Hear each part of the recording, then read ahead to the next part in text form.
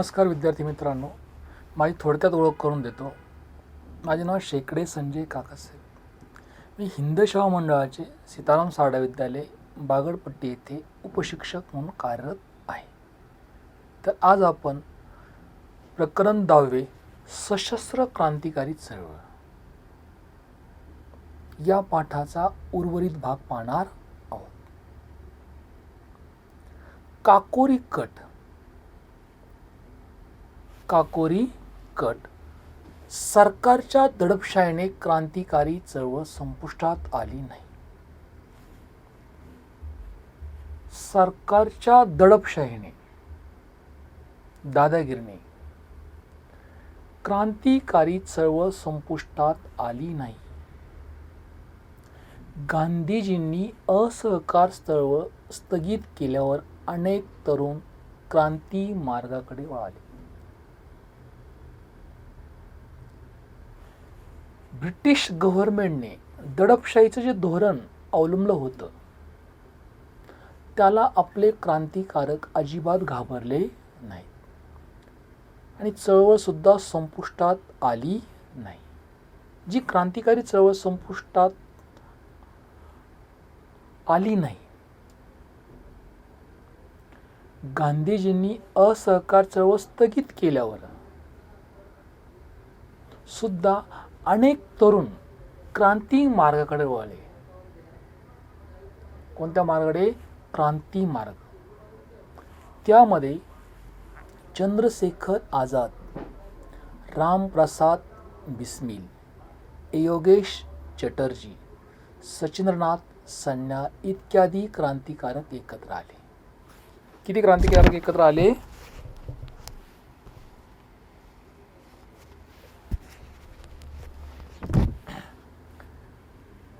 चंद्रशेखर आझाद, रामप्रसाद बिस्मिल, योगेश चटर्जी आणि सचिंद्रनाथ सन्याल इत्यादी क्रांतिकारक एकत्र आले. क्रांतिकार्याला लागणारा पैसा जमा होण्यासाठी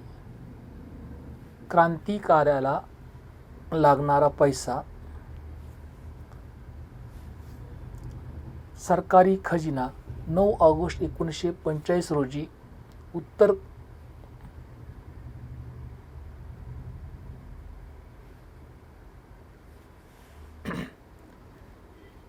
जो क्रांतिकार्याला लागणारा जो पैसा होता तो जमा होण्यासाठी त्यांनी रेल्वेतून नेला.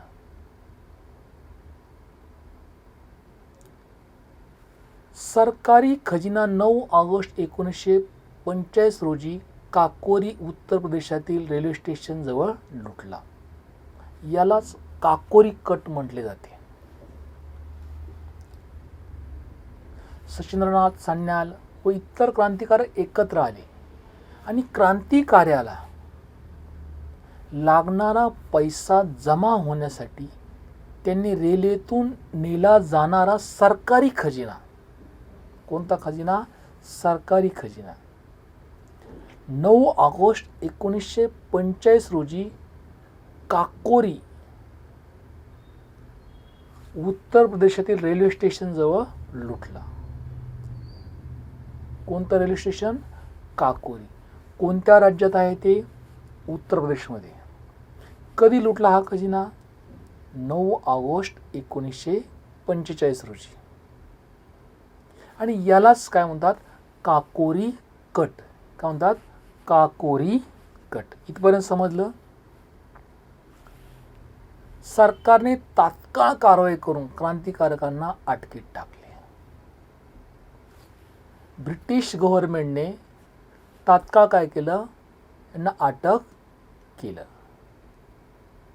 आणि अटक करून क्रांतिकारकांना व क्रांतिकारकांवर खटले दाखल केले. खटले चालवण्यात आले. अशफाक उल्ला खान, रामप्रसाद बिस्मिलला, रोशन सिंग, राजेंद्र लहरी यांना फाशी देण्यात आली. या खटल्याच्या नंतर क्रांतिकारकांना अटक करून त्यांच्यावर खटले चालवण्यात आले. आणि त्यामध्ये अशफाक उल्ला खान, रामप्रसाद बिस्मिल, रोशन सिंग, राजेंद्र लाहिरी यांना फाशी देण्यात आली. चंद्रशेखर आझाद मात्र पोलिसांच्या हाती सापडले नाही. आता नवीन मुद्दा आहे Hindustan Socialist Republican Association. Hindustan Socialist Republican Association समाजवादी विचारांनी प्रभावित झालेल्या तरुणांनी देशव्यापी क्रांतिकारी संघटना उभी करण्याचे ठरवले. हिंदुस्तान सोशलिस्ट रिपब्लिकन असोसिएशन समाजवादी विचारांनी जे तरुण प्रभावित झाले होते त्या तरुणांनी देशव्यापी क्रांतिकारी संघटना उभी करण्याचे ठरवले. देशव्यापी क्रांतिकारी संघटना उभी करण्याचे ठरवले.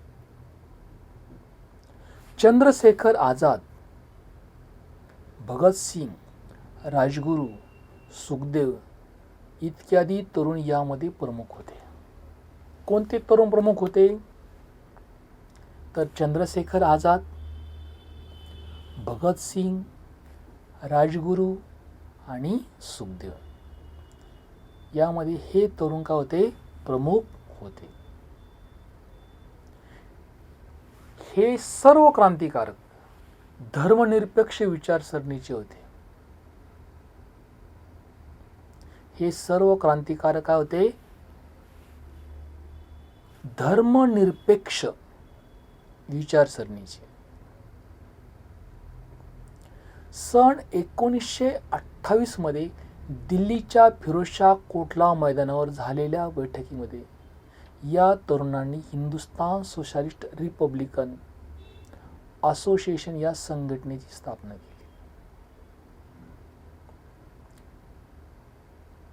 भगतसिंग, राजगुरू, सुखदेव हे सर्व क्रांतिकारक धर्मनिरपेक्ष विचारसरणीचे होते. कसे होते धर्मनिरपेक्ष. आणि 1928 मध्ये दिल्लीच्या फिरोजशाह कोटला मैदानावर झालेल्या बैठकीमध्ये या तरुणांनी हिंदुस्तान सोशलिस्ट रिपब्लिकन असोसिएशन या संघटनेची स्थापना केली. कधी केली 1928 मध्ये. कुठे केली दिल्ली या ठिकाणी. संघटनेचं नाव काय तर हिंदुस्तान सोशलिस्ट रिपब्लिकन असोसिएशन. भारताला ब्रिटिशांच्या शोषणातून मुक्त करणे हे या संघटनेचं उद्दिष्ट होतं. भारताला ब्रिटिशांच्या शोषणातून मुक्त करणे हे या संघटनेचं काय होतं मुख्य उद्दिष्ट. त्याचबरोबर तिला शेतकरी कामगारांचे शोषण करणारी आणि सामाजिक आर्थिक व्यवस्था उलथून टाकायची होती.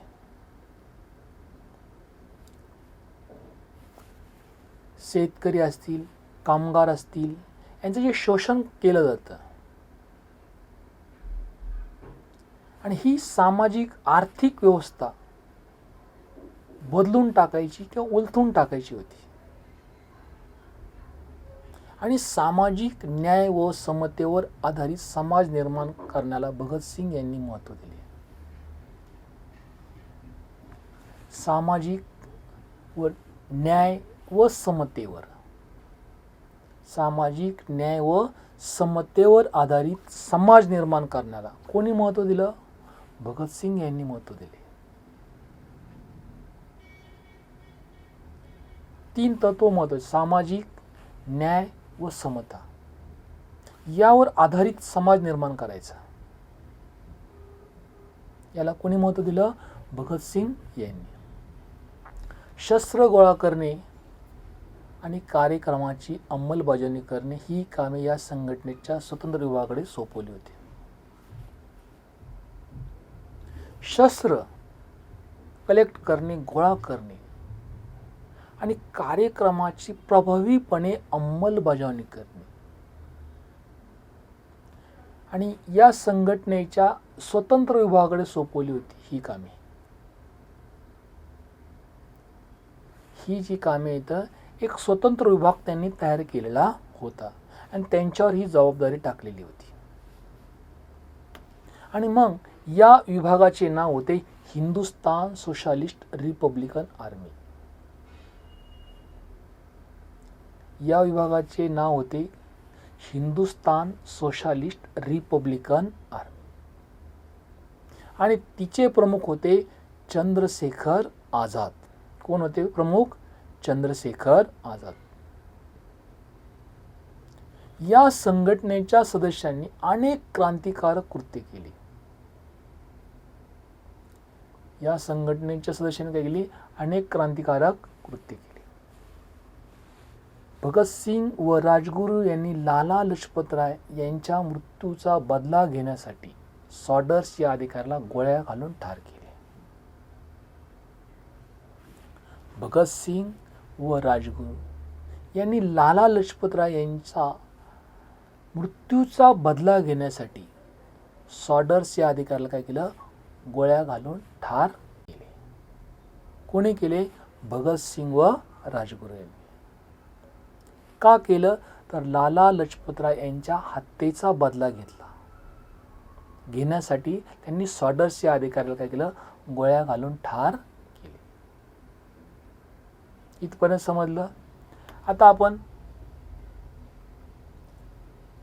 नवीन मुद्दा आहे नागरी हक्काची पायमल्ली.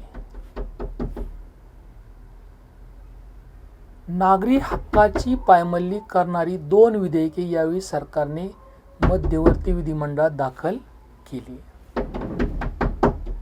नागरी हक्काची पायमल्ली करणारी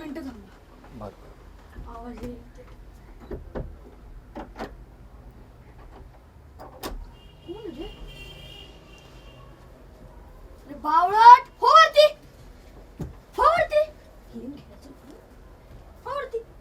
नॅरेशन झालं. तुला कळत नाही का रे? नंतर यायचं तुला सांगितलं नाही 1 तास. मला वाटलं वैभव काका सांगा 2च मिनिटं. नागरी हक्काची पायमल्ली करणारी 2 विधेयके यावेळी सरकारने मध्यवर्ती विधिमंडळात दाखल केली.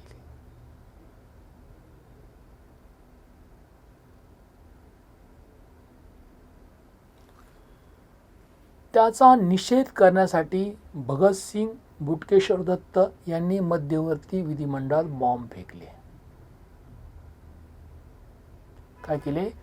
मध्यवर्ती विधिमंडळात बॉम्ब फेकले.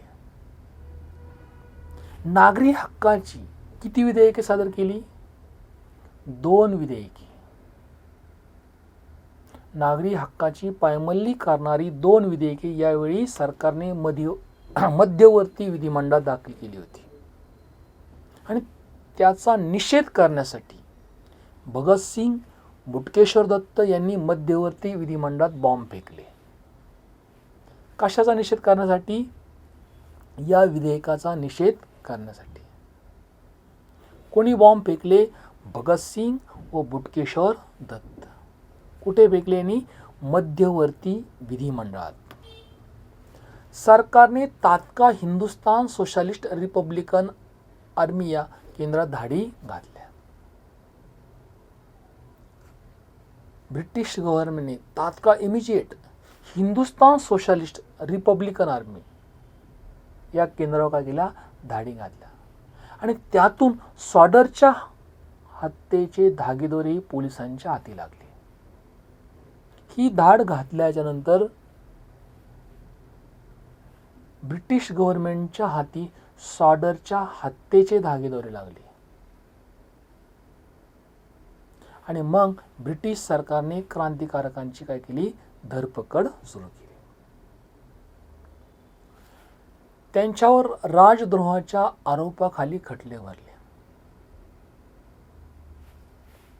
काय आरोप ठेवला त्यांच्यावर? राजद्रोहाचा.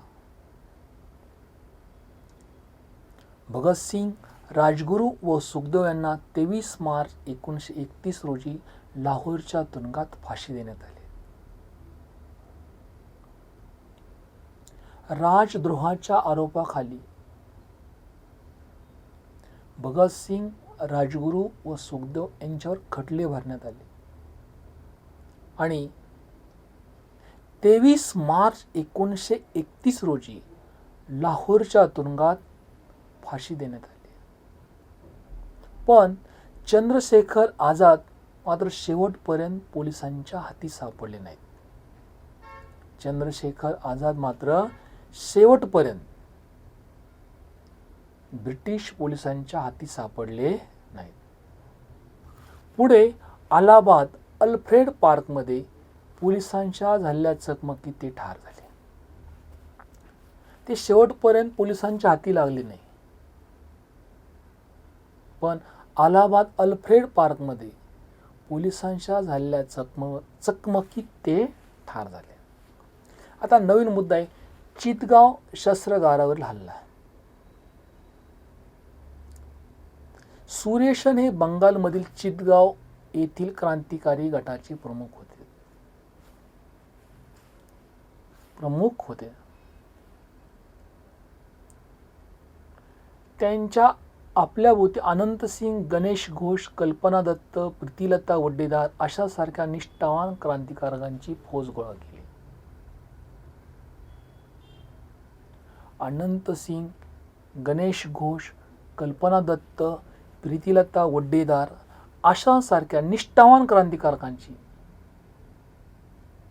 त्यांनी फौज गोळा केलेली होती आणि त्यांच्या साह्याने, त्यांच्या मदतीने चितगाव येथील शस्त्रागारावर हल्ल्याची योजना सुरेसेन यांनी आखली. कोणी आखली? सुरेसेन यांनी. आणि या योजनेप्रमाणे 18 एप्रिल 1930 रोजी क्रांतिकारकांनी चितगावमधील 2 शस्त्रागारातील शस्त्र ताब्यात घेतले. सूर्यसेन व त्यांच्या सहकाऱ्यांनी नियोजनानुसार, प्लॅनिंगनुसार, योजनेप्रमाणे 18 एप्रिल 1930 रोजी या क्रांतिकाराने चितगावमधील 2 शस्त्रागारातील काय केले? शस्त्र ताब्यात घेतले. टेलिफोन व टेलिग्राफ यंत्रणा त्यांनी तोडून टाकली.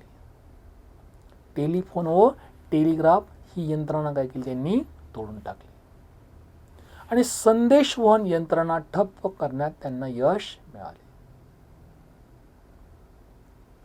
संदेशवहन यंत्रणा काय केली? त्यांनी बंद पाडली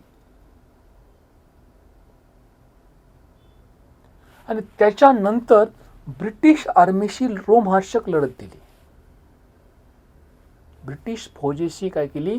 रोमहर्षक अशी लढत दिली आणि 16 फेब्रुवारी 1933 रोजी सुरेसेन व त्यांचे काही सहकारी पोलिसांच्या हाती सापडले. 16 फेब्रुवारी 1933 रोजी सुरेसेन व त्यांचे निष्ठावान सहकारी ब्रिटिशांच्या हाती सापडले आणि सुरेसेन व त्यांच्या 12 सहकाऱ्यांना फाशीची शिक्षा देण्यात आली. प्रीतिलता वड्डेदार या पोलिसांच्या हाती न लागता त्यांनी आत्माहुती दिली. पण प्रीतिलता वड्डेदार या पोलिसांच्या हाती लागल्या नाहीत आणि त्यांनी काय केली? आत्माहुती दिली. चितगाव उठावामुळे क्रांतिकारी चळवळीला गती मिळाली. चितगाव उठावामुळे क्रांतिकारी चळवळीला गती मिळाली. शांती घोष, सुनीता चौधरी या 2 शाळकरी मुलींनी जिल्हा न्यायाधीशाला ठार केले. जिल्हा न्यायाधीशाला कोणी ठार केलं? तर सुनीता चौधरी व शांती घोष या शाळकरी मुली होत्या. या 2 मुलींनी जिल्हा न्यायाधीशाला ठार केले. तर बीना दास या युवतीने कोलकाता विद्यापीठाच्या पदवीदान समारंभात गव्हर्नरवर गोळ्या झाडल्या. कोलकाता विद्यापीठाच्या पदवीदान समारंभात गव्हर्नर काय केल्या, गोळ्या झाडल्या. अशा अनेक क्रांतिकारी घटना या काळात घडल्या. अशा अनेक क्रांतिकारी घटना काय या काळामध्ये घडल्या. जालियनवाला बाग हत्याकांडाला जबाबदार असणाऱ्या ओल्डवायर याचा वध सरदार उधमसिंग यांनी इंग्लंडमध्ये 1940 मध्ये केला. जालियनवाला बाग हत्याकांड याला जबाबदार कोण आहे, तर ओल्डवायर या अधिकारी सरदार उधमसिंग यांनी काय केलं, इंग्लंडमध्ये 1940 साली त्याचा वध केला. कोणी केला, उधमसिंग यांनी. कोणाचा केला, ओल्डवायर. का केला, तर तो जालियनवाला बाग हत्याकांडाशी संबंधित होता, जबाबदार होता. म्हणून उधमसिंग यांनी इंग्लंडमध्ये 1940 साली त्याचा वध केला. भारतीय स्वातंत्र्य संग्रामामध्ये क्रांतिकारी चळवळीने महत्त्वाचे योगदान दिले.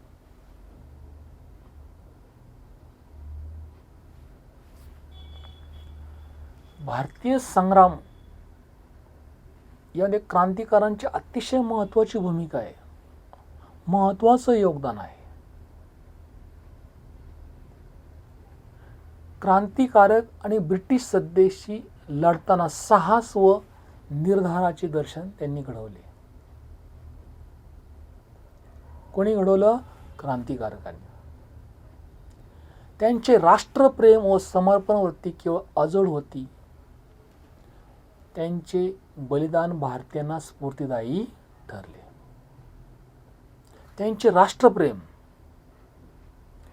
व समर्पण वृत्ती केवळ अजोड होती आणि त्यांचे बलिदान भारतीयांना स्फूर्तिदायी ठरलेलं आहे.